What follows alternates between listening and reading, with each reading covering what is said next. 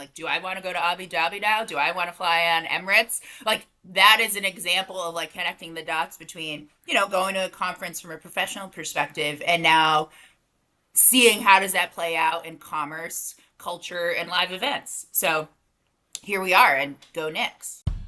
Yo, Munir, Creativity. the happiest guys on the internet. What's going on, brother? Yo, Munir. Yo, Ruth. Hi. Yo, So nice to be here with the brothers. it's great to have you. We were just Thank having a you. great conversation about H's and R's and, letters that have little, circles with a line. B's and D's. Right. Yeah, it's meant to be. Listen, it's the synchronicity here because I'm seeing blue amongst all of us and it wasn't planned. I love it. Love it. Munir, I do Making expect it some happen. visualization with the letters a la like what's it called? Sesame Street. Why was that a hard one Okay. today? Oh. Yeah. All right. The letter B. Today's episode is sponsored by the letter H. I like it. Hey, I like the it. family names are strong. That's it. Well, Ruth, welcome to Yo Yeah. Munir, a show celebrating Thank you so practice and much. creativity, hosted by the happiest guys on the internet. I'm Rob Haddad, a former producer and director who spent his career in sports, media, and technology. And I'm Munir Haddad, the co-founder and CEO of award-winning advertising agency Kiosk and a firm believer in stakeholder capitalism. Who do we have in the room with us today? Well, thanks for asking, Munir.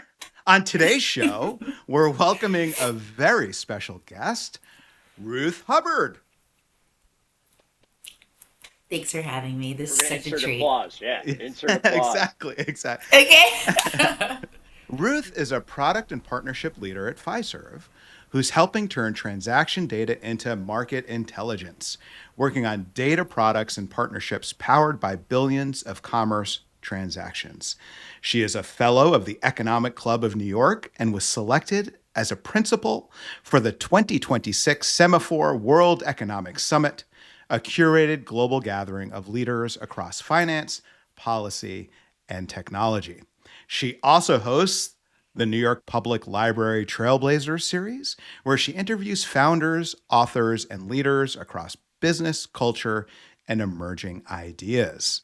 With experience at Google, JP Morgan, and now one of the largest payment companies in the world, she brings a unique perspective on AI, consumer behavior, and the future of commerce. Please welcome Ruth to Yo Munir. Welcome, Ruth. It's great to have you. This is so kind. Thank you so much. Well, Munir, I'll have you know, Ruth and I actually met while she was at Google working on YouTube consumer insights, and I at a place called Tubular Labs, where we provided social video data, including YouTube data, for people like Ruth so that they could tell really cool stories to advertisers who wanted to invest their dollars with creators and on the platform. And look where we are now. Hey, A full circle journey, a full we're circle doing it. journey. We did great stories back then, especially this was during COVID. And the industries that we were focused on were financial services and travel, which obviously had, opposite experiences during that time. So I appreciated working with you, and that's why we're here today. Amazing. I love that. Well, one of the things that you don't always get to do when you're working with customers in a sales capacity is get to learn Yeah. who they are and where they're from. So can you give us a little bit of a background on where you're from and a snapshot into life growing up as Ruth Hubbard?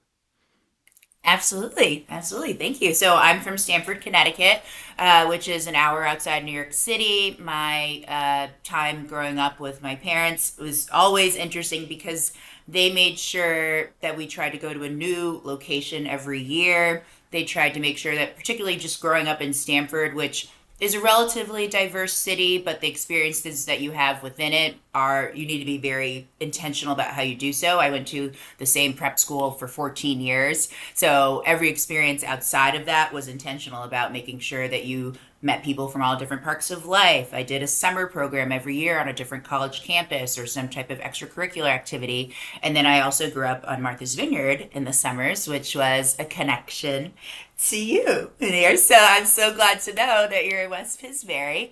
I grew up going to Edgartown and Oak Bluffs, and that was a big part of my cultural identity as well. Amazing. I was Yes, just in Oak Bluffs yesterday, visiting my cousins. makes sense. I love it. So does that also include, did you move around a lot too? Like from home Oh, to home no, I or didn't. from, okay. Yes, so I lived in two homes. I was there for 5 years in my first home, and then once my sister was born, we moved to the next home within Stamford. So no, used to the consistency of being rooted in one place. My dad working outside of Stamford in New York. As I was growing up, and my mom working within Connecticut the whole time. My dad's a lawyer, my mom is an HR executive. So if you can imagine, two very outgoing people, very opinionated people who obviously have a lot of point of views on very different subjects. It was always interesting because making decisions about where we would go and things that we would do, there'd always be some type of debate, engagement, make your proof points about why we're going to do X or Y or Z. So, it prepared me well for where we are today. Both laughing because we grew up in a family, or at least with a father, who found Mhm. arguments as a sport.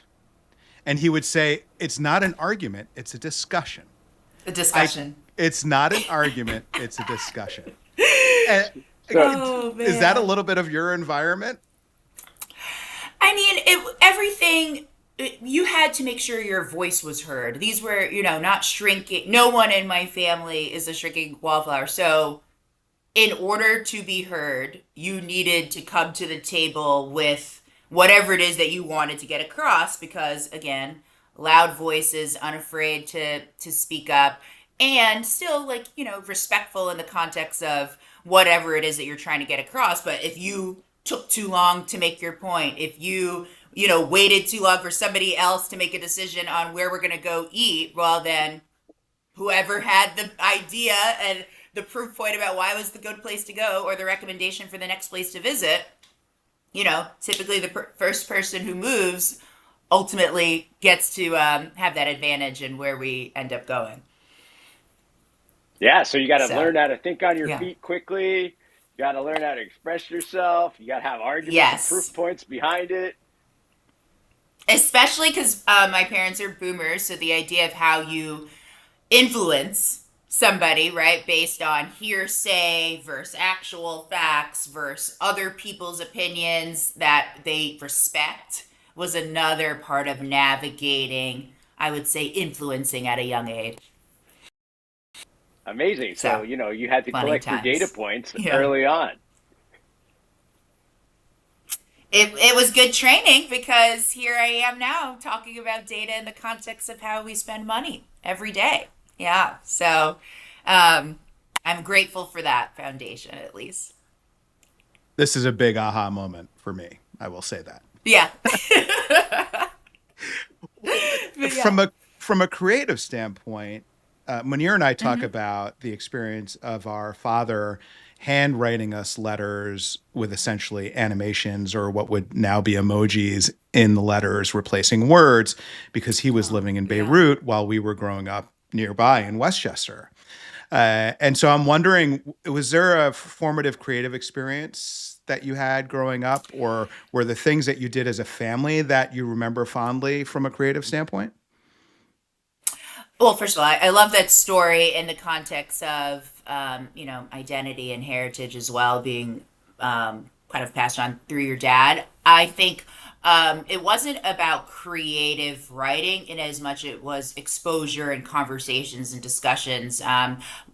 part of that was, I think, just growing up having a sense of my parents had me a little bit older, so the exposure that I had to people around their age was always I had mature conversations early. My parents didn't talk to me like a child because they were so so more mature when they had me, that the exposure, the things they wanted me to understand about the African American experience in this country, about the idea of being a citizen and a woman in this world and how you navigate various spaces, which I know we'll get into as well later, was like very much this is what you need to be exposed to. These are the things that I want you to learn. We loved going to museums from that perspective all over the world. We loved, having outlets, whether it was going to the African American Film Festival that's on Martha's Vineyard, or doing different things that ultimately gave us a range of perspectives and views, but they were all immersive experiences. It wasn't through writing, it was through an interactive museum, a trip, a conversation. We love going to talks and hearing different thought leaders, which is kind of why I like doing this right here with you and moderating panels as well. So I would say it was like a human first experience, and the storytellings that they passed on through, various mediums that we just highlighted. What's your favorite museum in the world? Such a good question. There's two, but I'll start with the first. So the first one is the African American History Museum of Culture, which is in DC. It probably opened around 2018, 2019, or maybe a little bit earlier. But I spent the summer of 2017 in DC. So I got to go there every weekend with ease. It was one of those places where you had to wait in line forever because it was so popular after President Obama opened it. And so I found it fascinating from a perspective of they take you through time every floor. It's about like 5 floors is like a different century and period within the African American experience and world history in and of itself. What I love about it, though, is all of the interactive features, the storytelling. So Ava DuVernay has a movie that welcomes you when you come into the theater, and she uses celebrity actors to tell stories from literature, like African American literature, and place them in key moments. So, like the I Have a Dream speech on August 28th, when Katrina landed in New Orleans, also August 28th, when Barack gave his 2004 DNC speech, also August 28th. So, the storytelling in terms of key historic moments, August 28th is a big one. And she brought it to life beautifully with a cast of incredible actors to take you back to that moment. And then obviously now August 28th is, cinched in my brain as a day that had so many different milestones in American history and culture. So that's one. And then the second one that is now gone, but an incredible place that I highly recommend in terms of seeking out interactive and immersive experiences was the Newseum, also in DC. I do think the DC museums reign supreme because of the Smithsonian's, but essentially that museum took you through media and culture, which I'm sure you've probably heard of or experienced this or heard about it, because it took you through like the beginning of like Magna Carta when we were, writing on scroll and pen, to present day modern media and how television influences culture. And it's a highly stimulating experience, but it kind of gave you a sense of why we like the things that all three of us are enjoying today, because it gives you different forms, global perspectives, and an interactive way to engage with it. So that museum always stood out as a place that was incredible exposure for somebody who's interested in media, storytelling, film, and messaging and propaganda, actually, as well. Yeah, for sure.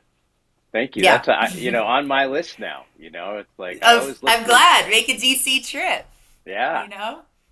We found ourselves in DC quite a bit. Our parents moved from the New York area down to the DC area, and so Oh, look at that. there's a Yeah. little piece of us down there as well. And the city is vibrant, and Hmm. it's nice to get back there. Agreed. Agreed. I, I also think about the architectural design and how intentional they were about the Yes. space And as Yep. you were mentioning about the stories that are being told, but how they're laid out in specific spaces and floors. Mm-hmm. And I'm thinking about your parents taking you to very specific places, and Yes. how you tell stories to different audiences and places. And I don't know if there's a No, I question like. here. It's just something that I wanted to acknowledge because of especially how important the design, the architecture, and the space is, and Yes. how intentional you have to be about those things for people to accept a story too. That's a really good point. I think, the observation in and of itself is that the more exposure you get, I think, over time, the better informed you can be if you take the time to appreciate, what you're being taught, learning through observation, learning through conversation, learning through visuals, right? Which I think is so important in this modern age that we're living in now, where attention spans are shorter, and visual, creativity is easier with the advent of AI and several other platforms. But, when we were growing up, we were dealing with people's real creations, whether through art and media, etc. And so the reality is, I do think it made a impact on how I like learning from other people through conversations. I do think it made an impact on my ability to connect with people from all different types of backgrounds. Like I said, I did a different summer camp from fourth grade until I went to college.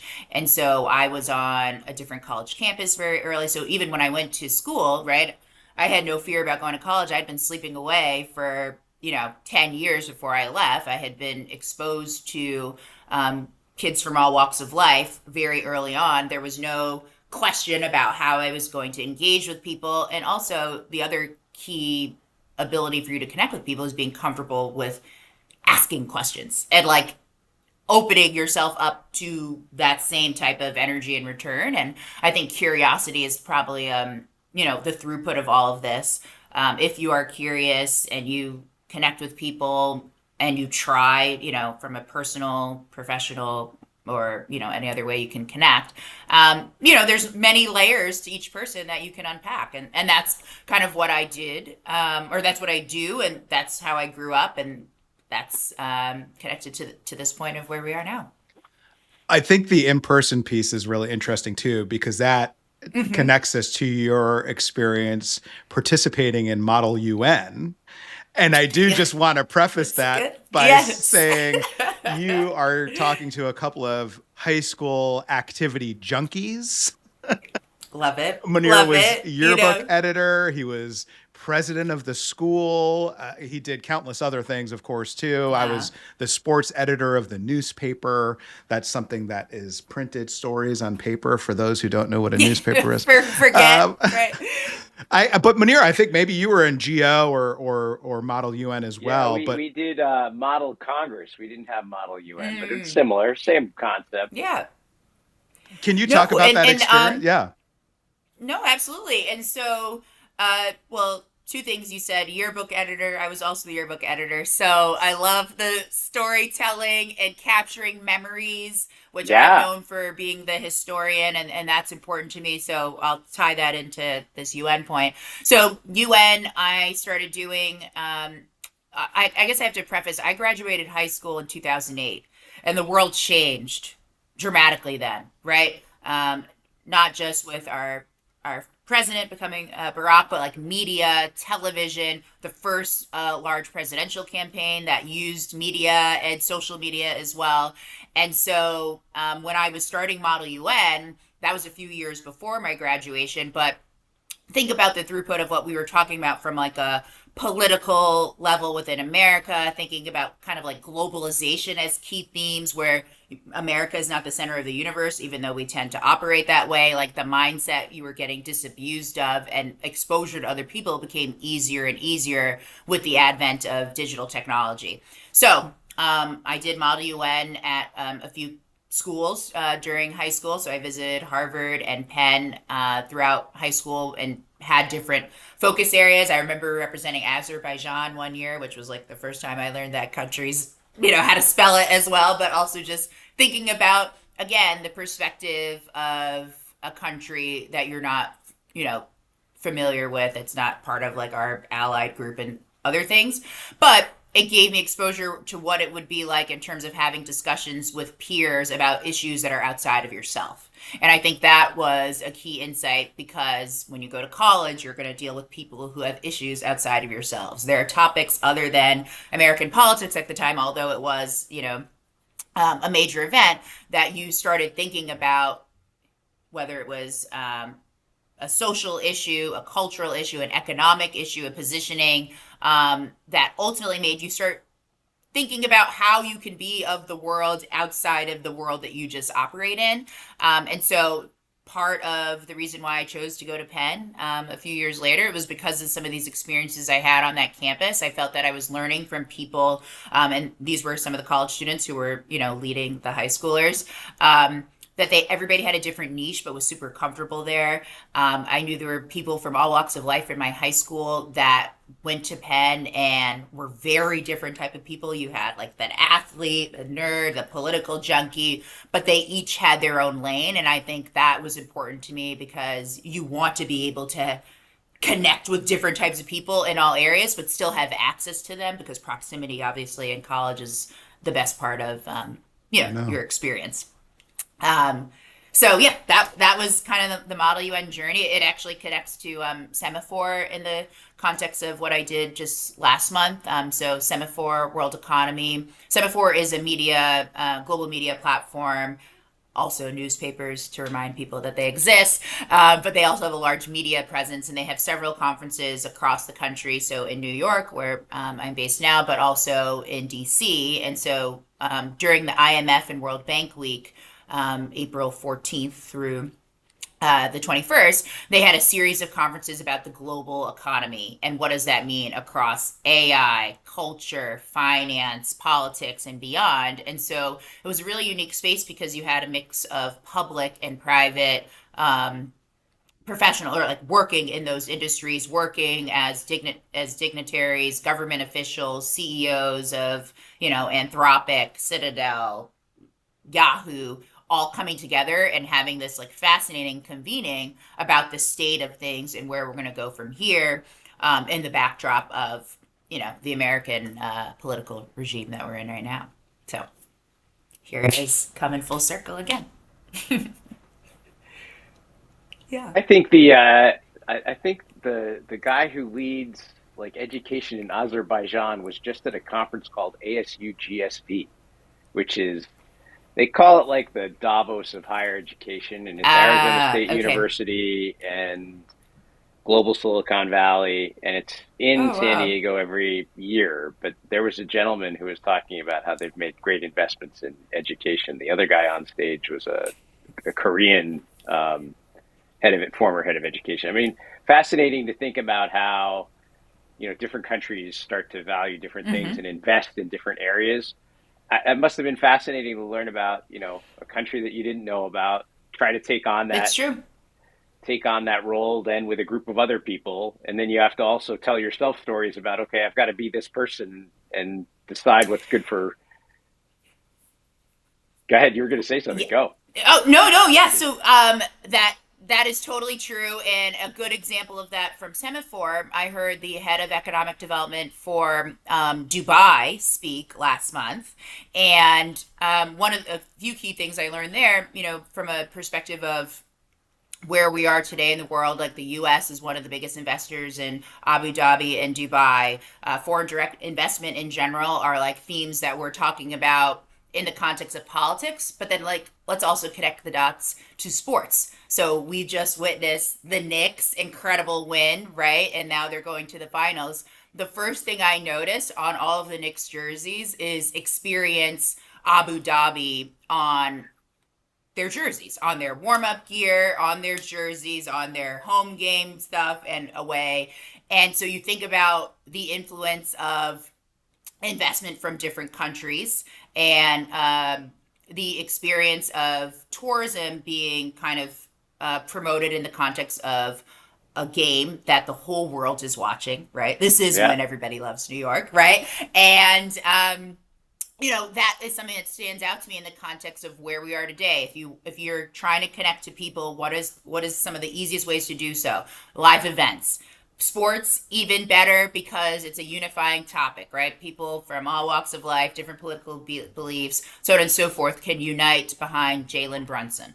And so what that is what like on top of that, I every time he's shooting, I'm seeing like Abu Dhabi. I'm like, do I want to go to Abu Dhabi now? Do I want to fly on Emirates? Like that is an example of like connecting the dots between, going to a conference from a professional perspective and now seeing how does that play out in commerce, culture, and live events. So here we are, and go Knicks. Knicks Hey, in great what, way to tie that 4 or 5? together and bring in You the know, Knicks. we gotta support. Rob and I were in Abu Dhabi longer ago than I'm probably allowed to say. And at the time, it was the most conservative of the Emirates. I don't know if that's changed, but there was no alcohol and very much, Right. conservative in terms of dress in Abu Dhabi back in the day. Yeah, I mean, I do think that the goal is to change. I know there's a lot of investment from other countries in U.S. sports, and that is interesting in and of itself, right? Because if you think about the people who are the most, let's say, recognizable Americans, they are some of our biggest proponents of culture from a sports, music, and entertainment perspective. And I think, Jalen is going to be part of that narrative soon, the whole team, but particularly him because of his success. And so, trust within new spaces or how you make people see them differently and encourage exposure and travel to them Yeah. um, is a whole part of this journey. So we'll see if I make the trip. All right. We can't wait. We'll you have you know? back on. Okay, perfect. I actually think this is a pivot. I have something to Okay. read, All right. and it's by notable Japanese economist Kenichi Omai.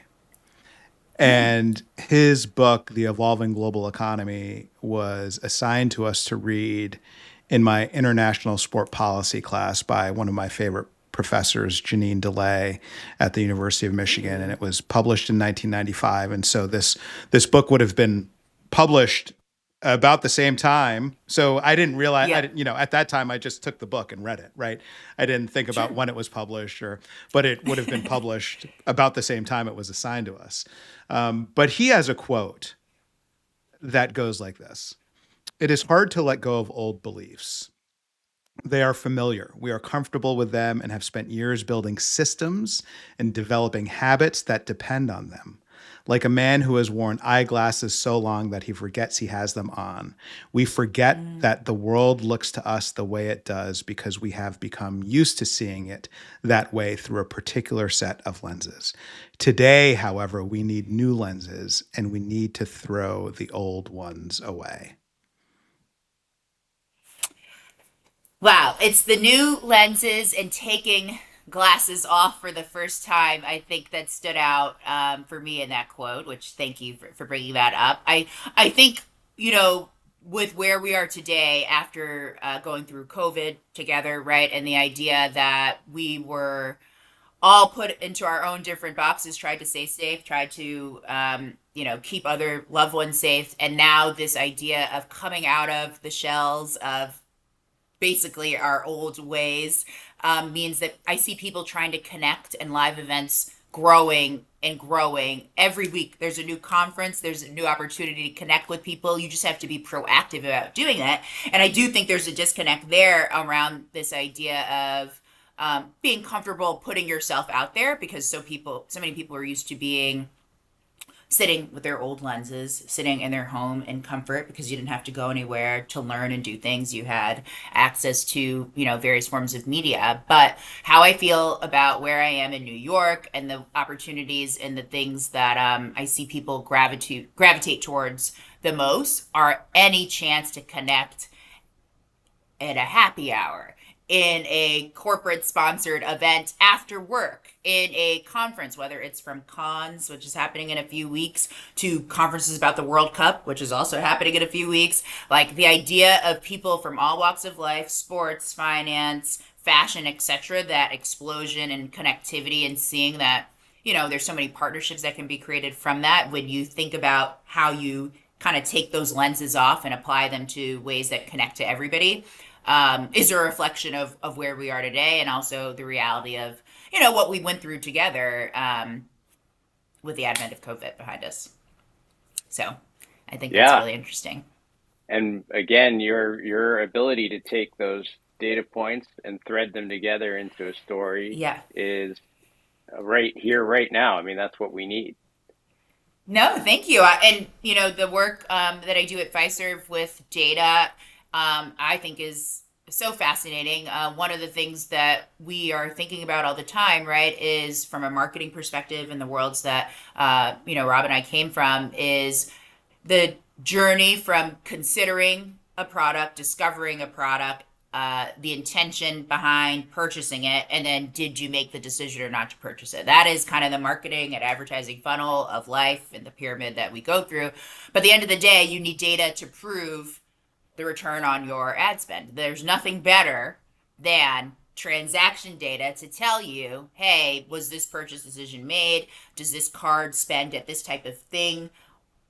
Across retail, across travel, across this, bodega around the corner that is my favorite coffee shop along the way. And that gives you insight into who people are. And this is kind of where we are today in terms of being better able to connect and understand people. If you have data points that you can use that are privacy safe as well, critical, you are able to understand and connect and get people what they need better than we were able to before. And that's why, this is a unique space to work in, because how people spend money is a reflection of your values, right? If I see your wallet, I get a sense of who you are. I don't even need to know your name. I could build a profile based on how you spend, the frequency of that spend, where you spend, the zip code that your card is attached to, and so on and so forth. And so that's how people build profiles and understand different demographics and the things that they like and dislike, and where you spend your discretionary income and where you don't. And I think it's a fascinating space because it's really a reflection, again, of who people are. So that is why I think data is so important. Yeah, and you can also build these stories where you talk about Yes. changing lenses, but also understanding ourselves better, and then being able to connect even better and find out that, oh, by the way, yeah, people actually do want to be in person again, as an Yes. example. Definitely. And some Definitely. people probably Definitely. don't. I mean, there are some people that don't. I mean, that.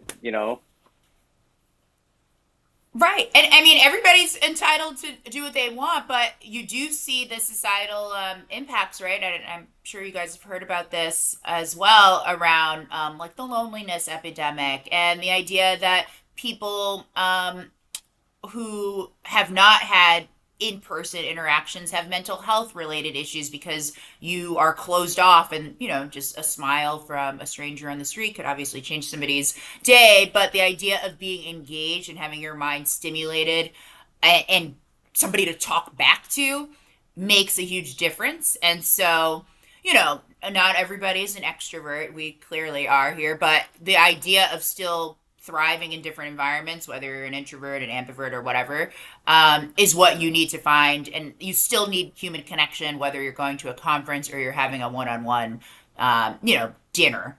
And I think that is important no matter who you are, because again, the idea of human touch, engagement, experience, and understanding is critical when you meet people in person. Yeah. Well, this is clearly something that Yeah. you've sought out even prior to Yes. COVID, though. And when I think about Mm-hmm. the work that you did with the Ferguson Public Library, and you shared the conversation Yes. that you had with Bozoma St. John, who at the time had just left her Right. role as the CMO of Netflix and is now a Mm-hmm. star on The Real Housewives of Beverly I know Hills. she's got a lot of rage. To No, think it's of like true. that, still, that jump really is hard for me to comprehend. But whenever I see No, her on the yeah. show, because we watch the show, I think about the conversation that you had upon her book launch. But that ties into the Oh. work that you do with New York Public Libraries too. Can you talk about Yes. your seeking to Yes. be in conversation with people? Absolutely. So, storytelling and the inspiration from it really came from seeing CNN journalist at the time, Soledad O'Brien, do two shows back in 2008. Again, critical time Wow. period in the world and in my own life. So she did Latino in America, she's Afro-Cuban, and then she did Black in America. And it was the first time I saw myself represented on screen in terms of like what my life looked like that was not a dramatized, movie. So because of Soledad, I've always found interviewing and curiosity and representing somebody's life in a form of media really powerful. So I went to business school with the intention of kind of doing a blend of journalism with Northwestern's journalism school and Kellogg Business School, but ultimately focused on this idea of telling unique stories through the lens of media because business deals, partnerships, the story behind anything that is successful is like a really good positioning of two different concepts, two different worlds colliding beautifully. And I thought that was incredible. So the idea of storytelling, whether it was somebody who you only know in the realm of her professional success, which is Bozoma, she was the CMO of Netflix, Uber, she launched Beats by Dre at Apple Music, at WWC, where she's known for. But she has this very rich life, and very complicated journey that you don't often hear about because her professional accolades are what's on the surface and most promoted on television. And so when I got the opportunity to interview her, which my parents helped me make happen, my mom works at the Stamford Public Library, and the opportunity to interview Bozoma came up because they needed somebody to interview her, and I'd been following her career for years. So once she wrote a book about her personal life and her journey through the loss and grief of her husband, raising a child on her own, getting unique opportunities, and putting herself out there when she had to create a new life, after her husband passed away. I was like, I'm obviously, I don't even need to prepare. I'm prepared, but I've prepared by just having curiosity in this woman's life because she's so interesting. But then also when her book came out, I had to dive and prepare to interview somebody as interesting as she is. And I used data from Google, right? And so one of the things that I thought was interesting about that conversation, I'm so glad you tuned in, is that I use Google Trends, which is a publicly available tool anybody can access. And I typed in her name to see where her book and the name of her book was popping across the world. So I was telling her actually in this conversation, do you know that she's Ghanaian, but people in Nigeria are looking at your book and this is the growth in terms of the search in this area, or in Switzerland, and this is what I'm seeing based on when she launched the book back in 2023. And so that's an example of connecting the dots from the world that I came from, the interest in this person, and using data to help her, right? Because she was in the middle of her book tour. Like she could use that information to say, okay, the next country or the next experience, the next community that I need to touch is XYZ, because Ruthie showed me that these trends and this book search, or my name is popping in places that I have not thought about going. And I think that's the beauty of connecting two disparate concepts and bringing them together in a unique way. I think it's unique when you can tell somebody who's obviously a well-trained marketer, speaker, researcher, and everything, something new about themselves, and giving them a resource to do so that is accessible to all. So that moment was a huge and exciting and memorable moment for me. And it's the reason I started continuing interviewing people afterwards, first-time authors, and founders as well, because that just thematically it was nice because it connects to this Trailblazer theme. Love So it. That's yeah, great. yeah, thanks.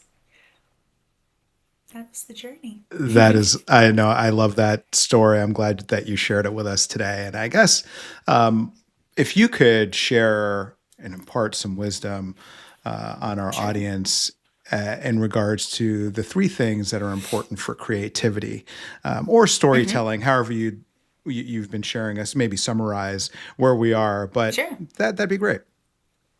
Yeah, absolutely. And thanks for the opportunity to do this again and impart wisdom. I think for me, in terms of being able to be creative, right, you need to have lived experience. So taking note of these lived experiences, when I say like being in and of the world and observing things and going to events where you don't know anybody there but you end up making connections is one thing, and actually taking the time to reflect on it so that you have something new to think about that you previously wouldn't have had. But that requires you showing up in spaces that you could do that.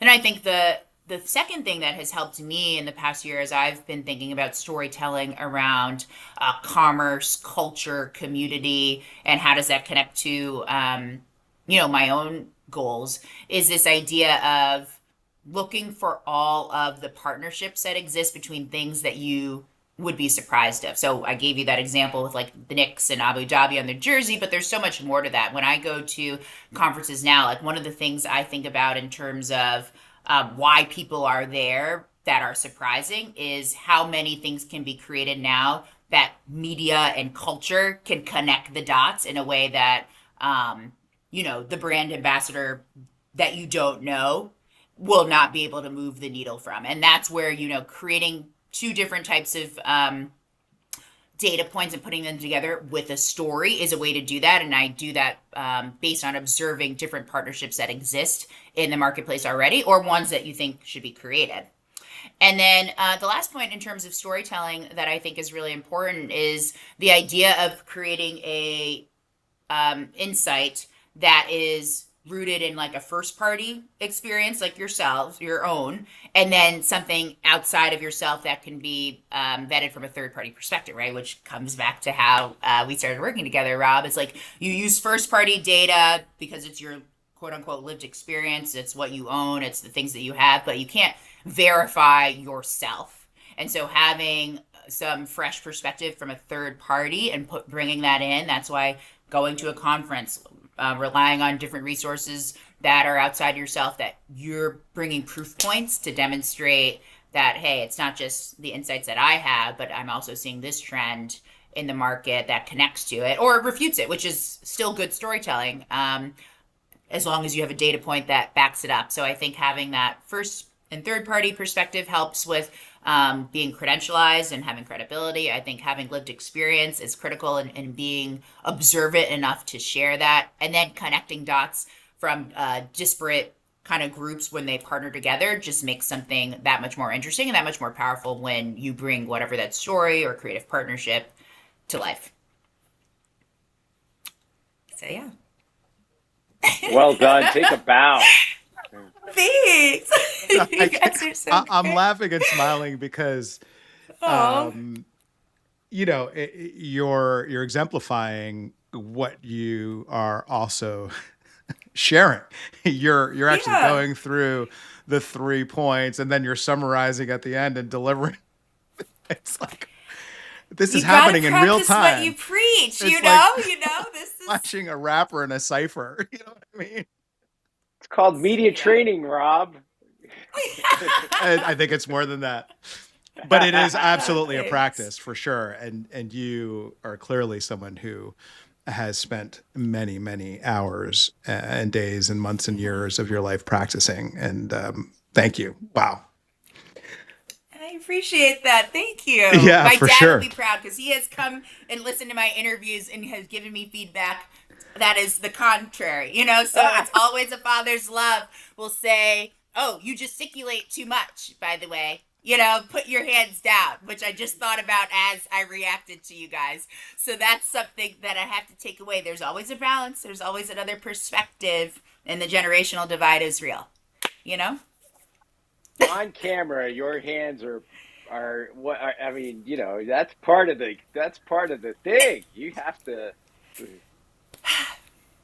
Again, different POVs, different generations. You gotta, that's all I can say. If he sees That's this. right. Well, But the thank way you. we like This is awesome. I to really appreciate formally that. wrap up shows actually is Sure. to share what's on our mixtape for the week.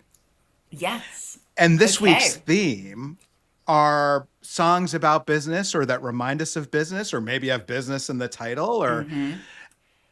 can you share your 3 songs on your mixtape this week?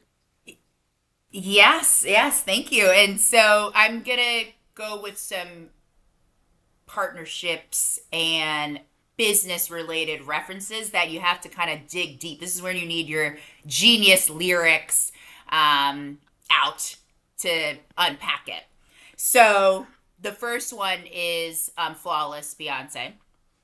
I'm sure you guys can remember when she had that epic elevator debacle with her husband and her sister several years ago, and $1 billion on an elevator. Like sometimes shit goes down when $1 billion on an elevator, aka the drama of a marriage, because they are both billionaires, right? Was a key aspect of this song.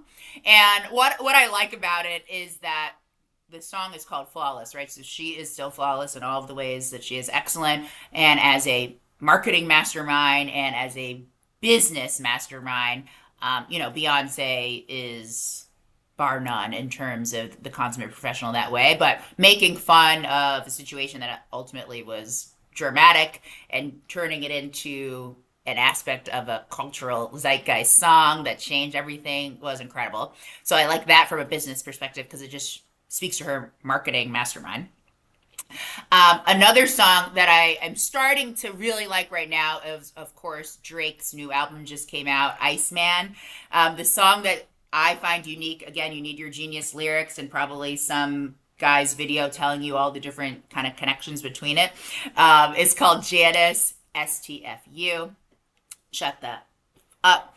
And it connects all these different like business deals, people who were his friends and now foes, people who are going under different like pseudonyms that you wouldn't know are actually who he's referencing. This song was like expertly created because it's basically his comeback when he clearly lost the Drake versus Kendrick debate, aka Super Bowl fiasco and everything else. And he's coming back and telling a story about how he's continued to have success in business as a rapper, hip hop legend, but also just cultural zeitgeist. Because again, Drake started as an actor in a show called Degrassi. So in terms of where people really know him from, if you are a real fan, he was an actor in an iconic show called Degrassi that was based in Canada that told stories about like culture, history, sorry, not culture in high school and all the experiences that people go through in everyday life. And they were real topics. And so I like how Drake threads in, the drama of his own journey, his success and accolades, despite the fact that people may hate him, and the reality of how he's like kind of hitting on each person in a very subtle, expertly crafted way. So that's that song. And then my last song in terms of something that is, I think, like a good business deal, an example of just a beautiful kind of partnership in and of itself is Khalid and Billie Eilish. It's called Lovely. And again, two people that you maybe wouldn't think would come together on a song. Those are sometimes the best songs, right? And there's lots of examples of those.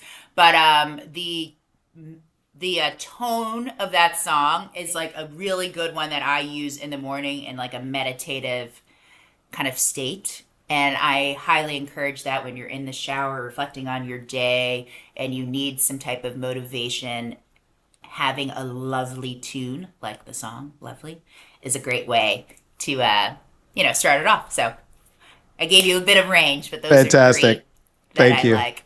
Yeah, and Of course. my instinct was that you were going to keep it contemporary to allow these 2 old guys, or at least this old guy, to tap into the past. So I'm glad I'm safe and no overlap. you Munir, know, fair. Oh, thanks, Rob.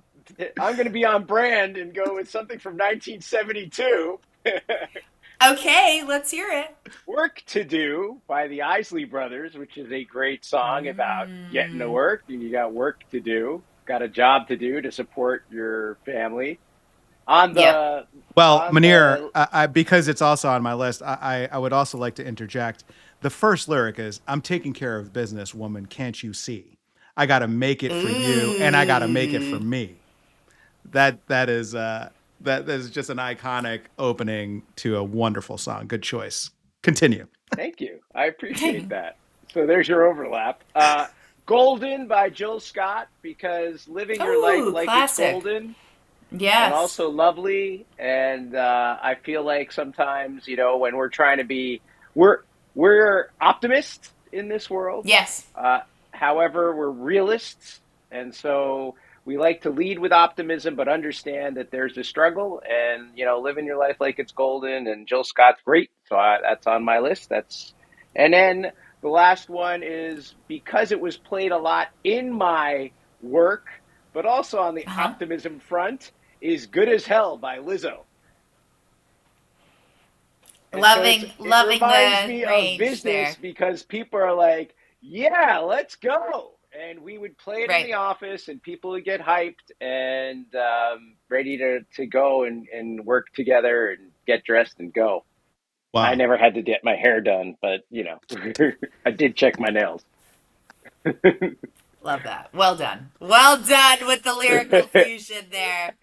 I love that. That's great. Excellent. It's so funny because I was also looking at Jill Scott. I did not choose Golden, but I was like, how can I work Mm, in Jill? And she's got a new album out. Maybe she'll come on the show to promote her tour. Who knows? Anything can happen. anything's possible. Hmm. That's great. Thank you both. So on my list, first and foremost, Paid in Full.